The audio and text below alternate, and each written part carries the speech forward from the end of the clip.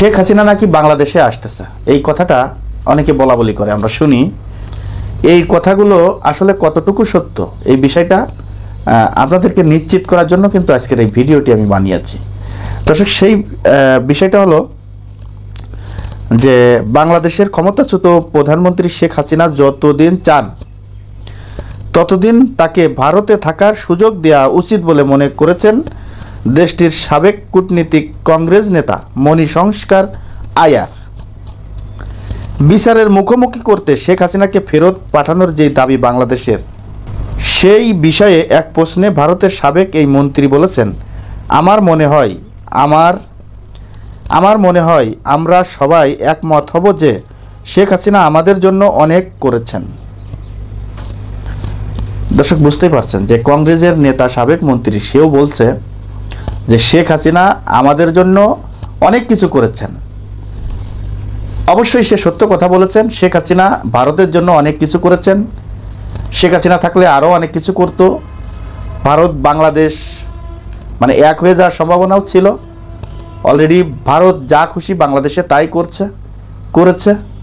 এখন আর সেই সুযোগ পাচ্ছে না বিদায় এই সরকার অল্প কিছুদিন হয়েছে সরকারের দায়িত্ব পালন করছেন। সেই অল্প কিছুদিনের ভিতরেই বর্ডার সীমান্তে টান উত্তেজনা সৃষ্টি হয়েছে। কি কারণে? যে ভারত এখন যা খুশি তাই কিন্তু করতে পারছে না। বাংলাদেশের সোনার ছেলেরা, বাংলাদেশের সূর্য সন্তানরা সেটি প্রতিহত করছে, বাধা দিচ্ছে। এমনকি বিএসএফ যদি কোনো কিছু করতে চায়, বাংলাদেশের সাথে বৈঠক করে মিটিং করে অনুমতি নিয়ে তাই করতে হবে, এরকম কিন্তু নির্দেশনা অলরেডি স্বরাষ্ট্র উপদেষ্টা দিয়ে দিয়েছে। এবং শুধু তাই নয়, বিএসএফ এবং বিজিবি এমন একটা পরিবেশ সৃষ্টি হয়েছে যে যুদ্ধ লেগে যায় অবস্থা।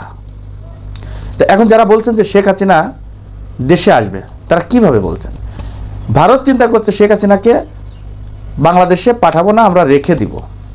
কারণ বাংলাদেশে যদি শেখ হাসিনা আসে তাহলে শেখ হাসিনাকে বিচারের মুখোমুখি হতে হবে। তাই তারা বলছে শেখ হাসিনা আমাদের জন্য অনেক কিছু করেছে, আমরা তাকে বাংলাদেশে পাঠাতে পারি না। অর্থাৎ তারা রেখে দিতে চাচ্ছে। আর বাংলাদেশের কিছু অবুঝ মূর্খ যারা কিচ্ছু বোঝে না, রাজনীতি সম্পর্কে বোঝে না, এরা বলছে যে শেখ হাসিনা বীরের বেশে বাংলাদেশে আসতেছে। অতএব শেখ হাসিনা জন্য অনেকে এখনই জীবন দিয়ে দিচ্ছে, এরকম একটা অবস্থা। আসলে কি শেখ হাসিনা বাংলাদেশে আসতে পারবে? যদিও আসে, তা বাংলাদেশের যে প্রচলিত আইন রয়েছে, আন্তর্জাতিক যে আইন রয়েছে, সেই আইনের মাধ্যমে, ইন্টারপোলের মাধ্যমে এনে তাকে বিচারের মুখোমুখি হওয়া ছাড়া আর কোনো সুযোগ শেখ হাসিনার জন্য নাই। দর্শক, আজ এই পর্যন্তই। পরবর্তী ভিডিও দেখার অনুরোধ জানিয়ে এখানে বিদায় নিচ্ছি। আমি মোহাম্মদ মিতুল হোসেন। আসসালামু আলাইকুম রহমতুল্লাহি ওয়া বারাকাতুহু।